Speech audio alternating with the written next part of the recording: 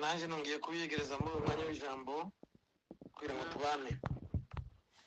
Data turashima Imana umusigarana nawe mama yana Gode. okay atangira. Ego. Yego. Turashima Imana ikomeje kuturinda twese no kutubonera umwanya mwiza wo kongera kubana twese mu ijambo ry'Imana. Yesu ashimwe cyane. amen amen Dukomeje inyigisho zacu twatangiye ku munsi w'ejo. Uyu munsi turavuga ku ijambo rivuga ku gukunda mugenzi wawe nk'uko wikunda. amen Ejo twaganiriye ku nshingano z'abakristu mu gufasha imfubyi, abapfakazi n'abakene. Uyu munsi rero turakomeza inyigisho z'impuhwe ariko zivuga ku gukunda mugenzi wawe kuko wikunda. haleluya Birashoboka ko buri wese wahabwa umwanya wo gusobanura iri jambo yarivuga uko aryumva. Nanjye mfite uko mbyumva nuko mwarisobanura, nawe ufite uko byumva nuko warisobanura, kandi byose wasanga byumvikana ukurikije imiterere yacu nk'abana b'abantu bayoborwa n'amarangamutima ya kimuntu atandukanye. Ariko rero turaza no kumva mu ijambo ry'Imana dusoma ubusobanuro bw'iri jambo bwatanzwe n'Umwami Yesu wenyine. Yesu ashimwe. amen amen Kubera kuko dufite ikindi gikorwa kiri inyuma, ndashaka ko twihuta. Ariko reka tubanze dusome, turasoma ahantu habiri. Dusome ijambo ry'Imana tuza gushingiraho mu kiganiro cyacu. amen Reka tubanze dusome mu Bagalatiya 5:14. Abagalatiya 5:14. Turasoma umurongo umwe, ahakurikira niho tuza gusoma ngo harehare uke. Abagalatiya 5:14 haravuga ngo kuko amategeko yose asohorera mu ijambo rimwe ngiri ngo ukunde mugenzi wawe nk'uko wikunda. Amen. amen Reka tuje muri Luka igice cya 10 ku murongo wa 25 kugeza kuri 30. Ni harehare uke muri yangana. Ariko niho wakuyemo ikiganiro cyacu. Luka igice cya 10 ku murongo wa 25 turagenda tugeze kuri 30. Nuko umwe mu bigisha amategeko ahagurutswa no kumugerageza ati mwigisha ngore nde kugira ngo ndagwe ubugingo buhoraho? Nawe aramubaza ati byanditswe bite mu mategeko? Icyo uyasomaho mo niki? Aramusubiza ati ukundishe Uwiteka Imana yawe umutima wawe wose n'ubugingo bwawe bwose n'imbaraga zawe zose n'ubwenge bwawe bwose, kandi ukunde na mugenzi wawe nk'uko wikunda. Nagira ngo duce akarongo kuri iri jambo kuko ryo tuganiraho umwanya muto. Komeze 28 akavuga ngo Yesu aramubwira ati ushubije neza, nugenza utyo uzagira ubugingo. amen Ariko uwo ashaka kwigira shyashya abaza Yesu ati harya mugenzi wanje ninde? Yesu aramusubiza ati hariho umuntu wavaga i Yerusalemu amanuka i Yeriko, agwa mu gico cy'abambuzi, baramwambura, baramukubita, barigendera, bamusigashigaje hato agapfa. Nuko umutambyi amanuka muri iyo nzira, amubonye arakikira arigendera. N'umulewi ahageze nawe abigenza atyo, amubonye arakikira arigendera. Ariko umusamariya wari mu rugendo nawe amugeraho, amubonye amugirira impuhwe, aramwegera, amupfuka inguma, amwomoza amavuta ya elayo na vino, amushyira ku ndogobe ye, amujyana mu icumbi ry'abashyitsi, aramurwaza. Bukeye bwaho yenda idenariyo 2 aziha nyir'icumbi ati umurwaze, kandi ibyo uzatanga byose birenze ku byo ngusigiye nzabikwishyura ngarutse. Noneho nagira ngo aha tugiye gusoma naho muhategere neza cyane. Yesu arabaza wa muntu bari kuganira w'umufarisayo, aramubaza noneho utekereza ute? muri abo batatu ninde wabaye mugenzi w'uwo waguye mu bambuzi? Aramusubiza ati ni uwamugiriye imbabazi. Yesu aramubwira ati genda nawe ugira utyo. Amen. Amen. Amen. Bavandimwe, nagira ngo duce akarongo ku magambo agera kuri ane tuza kugarukaho umwanya mutoya mbere yuko tuja mu kindi gikorwa. Ijambo rya mbere muri aya ane nari mvuze ni itegeko ry'Imana risumba n'amategeko, ariryo tegeko rya kabiri, ariryo tegeko rivuga gukunda mugenzi wawe nk'uko wikunda. Turaza kubivugaho bukeya. Ikindi turongera duca akarongo ku kibazo cyo kwigiza nkana. Wa mufarisayo waganiraga na Yesu yigije nkana, abaza Yesu aravuga ngo ese mugenzi wanje ninde? Nanone mu kiganiro bakomeje gukorana na Yesu, hanyuma haje kuboneka igisubizo kandi kiza gitanzwe n'urya wigije nkana kibaza. Aza no gusubiza avuga ngo igisubizo ni uwamugiriye imbabazi. Ubwo yabazaga ati mugenzi urya muntu waguye mu gice cy'abambuzi ninde muri bariya batatu? Hagati y'abariya batatu y'umutambyi n'umulewi n'umusamariya, aza kuvuga ngo umugenzi we n'urya wamugiriye imbabazi. Hanyuma turasozereza kuri rekomandasiyo Yesu yatanze. Amaze kumusubiza aramubwira ati genda nawe ugira utyo. Yesu ashimwe. Amen. Amen. Amen. Bene data, mbere yuko tugaruka kuri aya magambo ane tuvuze haruguru, reka tubanze twibukanye ikiganiro umwami Yesu yagiranye n'umufarisayo wari umwigisha amategeko. Gusa rero njyewe nk'icyumva izina ry'abafarisayo nagize ntekereza kuko bari nk'abantu b'abapagani bo hanze, ariko nyuma nza gusanga ahubwo bari abigisha b'amategeko. Kandi aya mategeko tuvuga ntabwo ari duruwa, ni amategeko y'Imana, ni Bibiliya. Iyo amategeko y'Imana bagendaga icyo gihe nibo bari abafarisayo, nibo bari abagisha amategeko. Ariko rero nibo baruhije Yesu cyane muri minisiteri ye, baramuruhije cyane kubera kuko ngo bari indyarya cyane, babwiraga abantu gukora ibyo badakora, ndetse ngo bakikoreza n'abantu imizigo bo badashobora no gukozaho n'imitwe y'intoki. Ariko ubundi yakwibaza ngo ese muri iki gihe cyacu turimo asa abantu baba bahari? Abafarisayo nabo baba bahari, cyangwa se abantu bameze nk'abafarisayo baba bahari? Ntabwo iki kibazo uvuga ngo mukisubize, buri muntu wese yisubize, ariko bishoboka kuko bahari. Mugenzi wanjye yaravuze ko bahari, nanjye umutima uranyemeza kuko bashobora kuba bahari, ariko si cyo tugendereye. Icyo tugendereye ni ukuvuga kuri kino kiganiro. Hari ahandi tutasomye, ni muri Matayo 22 ku murongo 23 ukageza kuri 33, hatwereka ikiganiro mpaka Yesu yagiranye n'abasadukayo hejuru y'umuzuko. Bakoresha ikiganiro, abasadukayo ntibari bafite ikibazo cy'umuzuko, hari ibibazo bagiye batera Yesu, bakorana ikiganiro mpaka hejuru y'umuzuko, baratsindwa. Hanyuma bamaze gutsindwa, noneho abafarisayo baravuga ati ubwo batsinzwe twebwe wenda nuko bera ko batazi amategeko, atari ko twebwe ubwo tuzi amategeko uraza kureba nimba ari umwigisha amategeko, nimba asobanukije amategeko, kuko iyo bari bazi kuko bashoboye amategeko. Noneho rero abafarisayo babyumvise, bahitamo umwe wari umuhanga mu by'amategeko, abaza Yesu, amutera ikibazo. Noneho aramubaza ngo se itegeko risumba yandi gukomera ngo ni irihe? Aho niyo navuga teraho ikiganiro cyatangiriye, harimo itandukanye n'ubukeya, nubwo ari amagambo amwe, nubwo ikiganiro ari kimwe, ariko uko Matayo yagisobanuye nuko yabisobanuye bigiye gusa, ariko harimo akantu gatoya binyuranyeho. Uburyo bwo kubaza Yego.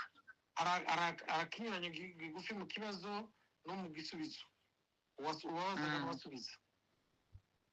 Muri Matayo hariya kuri 22 kuri 23 kugeza kuri 33, wa mufarisayo mwigisha amategeko yabajije itegeko risumba andi mategeko gukomera. Umufarisayo niwe wabajije, noneho Yesu aba ari umusubiza. Yego. Yesu aramusubiza ngo ukundishe Uwiteka Imana yawe umutima wawe wose n'ubugingo bwawe bwose n'ubwenge bwawe bwose. Aramusobanurira ngo iryo niryo tegeko rya mbere, gukunda Imana ukayikundisha n'umutima wawe wose n'ubwenge bwawe bwose n'ubugingo bwawe bwose. Iryo tegeko rya mbere niko Yesu yamubwiye. None se Yesu aramubwira ngo n'irya kabiri ngiri, ngo ukunde mugenzi wawe nk'uko wikunda. Aramubwira ngo muri aya mategeko yombi, ngo amategeko yose n'ibyahanuwe niyo yuririraho. Yesu ashimwe. Amen, amen. Ariko noneho ugeze muri Luka, nubwo hose havuga inkuru imwe, haravuga ikiganiro Yesu yagiranye n'umufarisayo wari umwigisha amategeko. Usanga ko muri Luka yo hariya twasomye havuze kuko umwigisha amategeko yabajije Yesu icyo yakora kugira ngo aragwe ubugingo buhoraho. Muri Matayo yamubajije itegeko rikomeye gusumba ayandi. Ngo bigere muri Luka amubaza ngo ese mwami Yesu niki nakora kugira ngo ndagwe ubugingo buhoraho. Hanyuma Yesu yaramusubije. Yesu asubiriza wa mwigisha amategeko, amusubiriza ikindi kibazo. Noneho kugira Faransa bavuga ngo répondre une question par une autre question. Ukuntu yamubajije n'ukuntu yamusubije byari bitandukanye nuko byari bimeze hariya muri Matayo. Yesu asubirisha umwigisha amategeko ikindi kibazo. Birangira nawe umwigisha amategeko asubije nk'uko ijambo ry'Imana rivuga. Hanyuma Yesu atanga ubusobanuro nyabwo, kandi nabwo abutanga buciye mu kanwa kwa umwigisha amategeko kugira ngo ashangwe ari ubyivugira.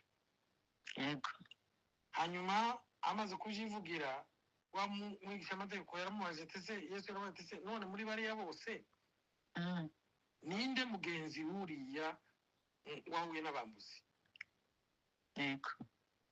Rero wa mwigisha amategeko aramusubiza aravuga ngo umugenzi we ni wa Musamariya w'imbabazi. Nicyo gihe Yesu yaramaze atanga rekomandasiyo, aramubwira ngo genda nawe ukore utyo. Yesu ashimwe cyane. Ahimbazwe. Uyu munsi rero iri jambo n'iki kiganiro twebwe kireba, ntabwo bikiri ku bafarisayo na Yesu. Ntabwo iyi rekomandasiyo Yesu yatanze ntabwo akirimo yiha umufarisayo, ahubwo ni rekomandasiyo yacu.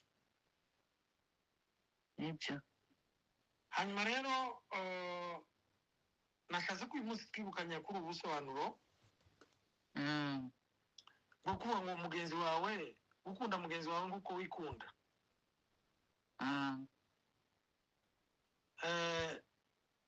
Tugarutse kuri ya magambo ane twavuze kuko ijambo rya mbere ari gukunda mugenzi wawe nk'uko wikunda. Umuntu yakwibaza ngo ese iryo jambo risobanura iki? Gukunda mugenzi wawe nk'uko wikunda bisobanura iki?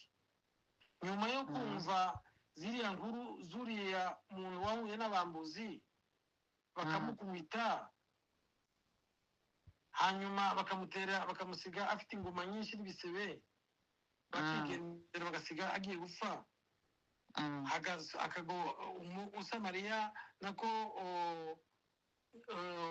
umutambyi akaza agakikira kaca, n'umulewi akaza akamucaho akigendera.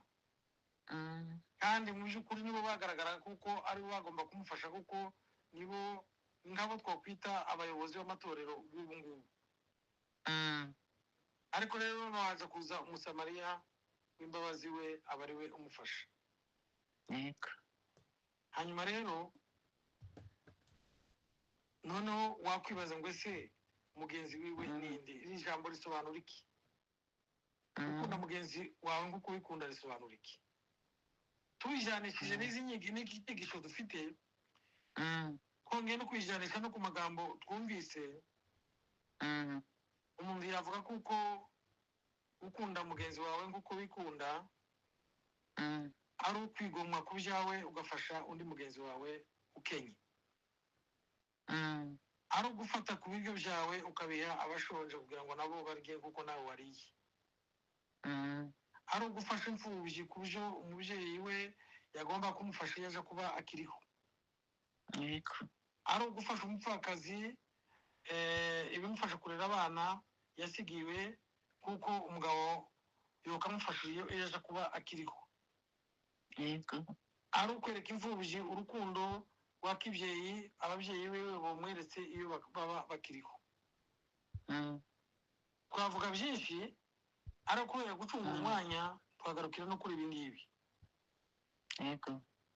ari ugusura abarwayi n'abandi bantu bafite ibisebe n'inguma byo mu mitima baterwa n'iyi si n'ibibazo by'ino si tugenda duhura nabyo twabonye kuko uyu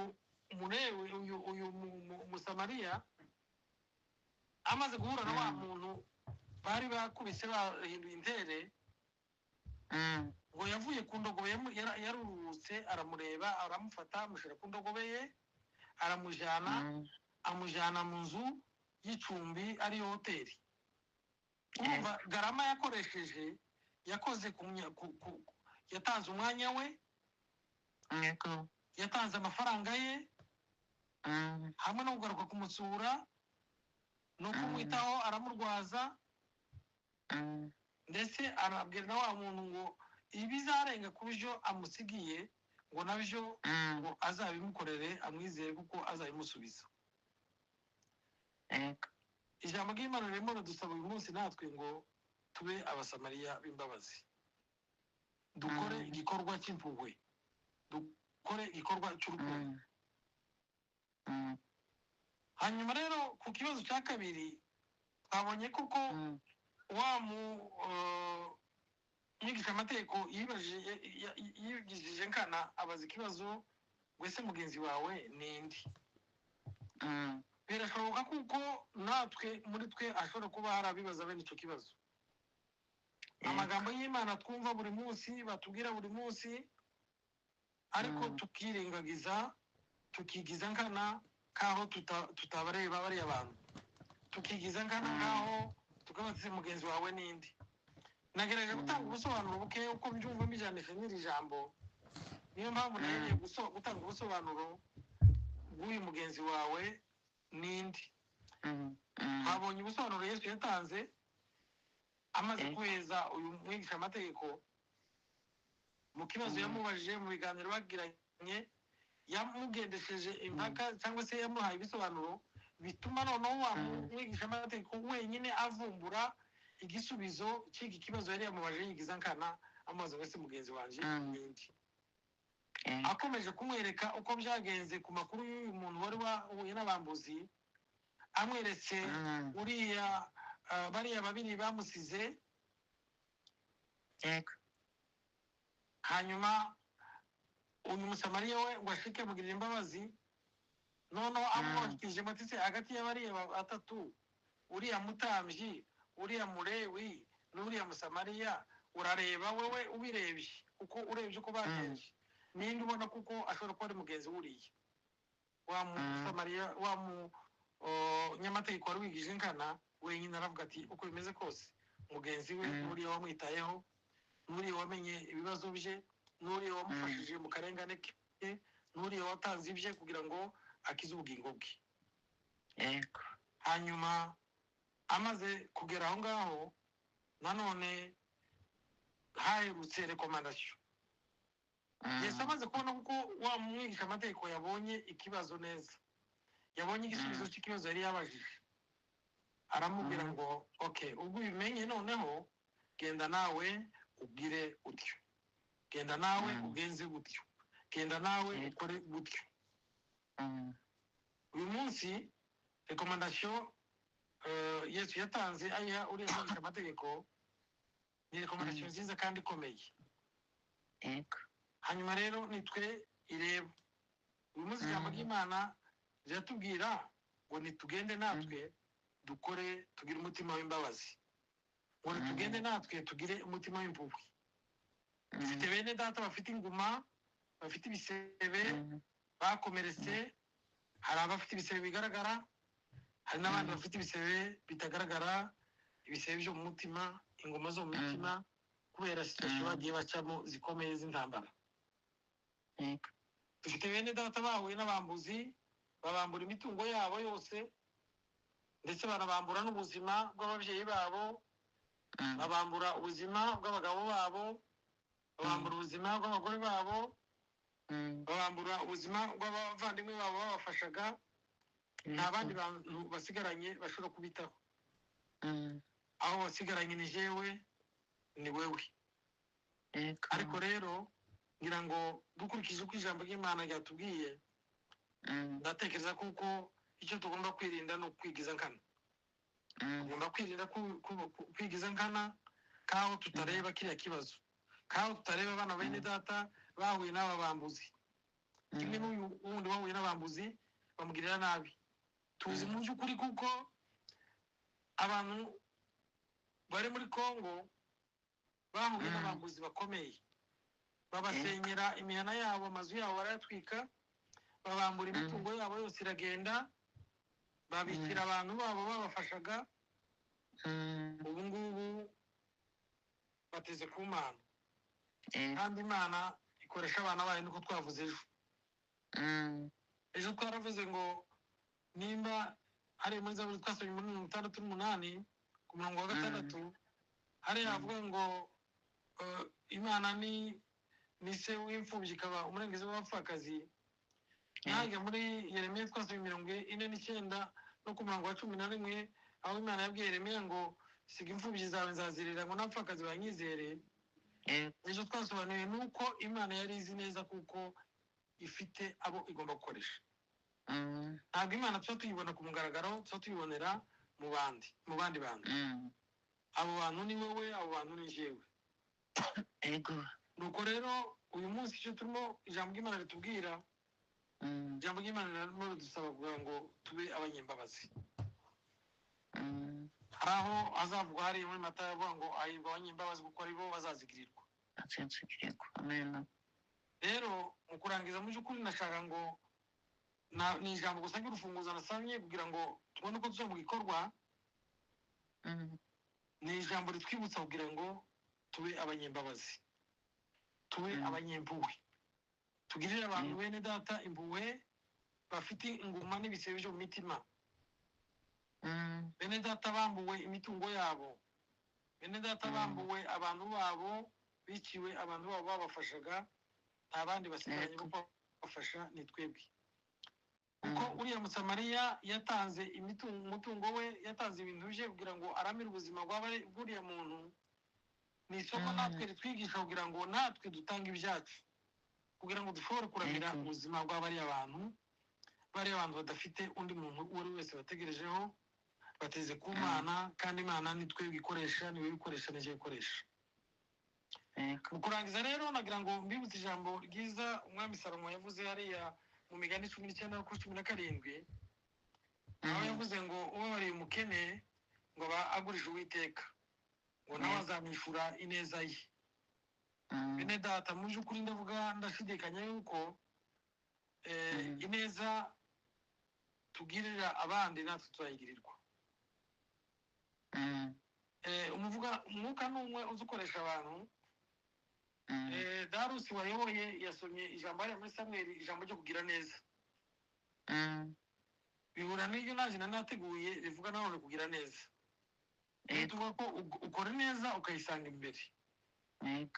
Dukore neza kuko ibitambo bisa bityo. Ejo niko twavuze ngo nibyo Imana yishimira.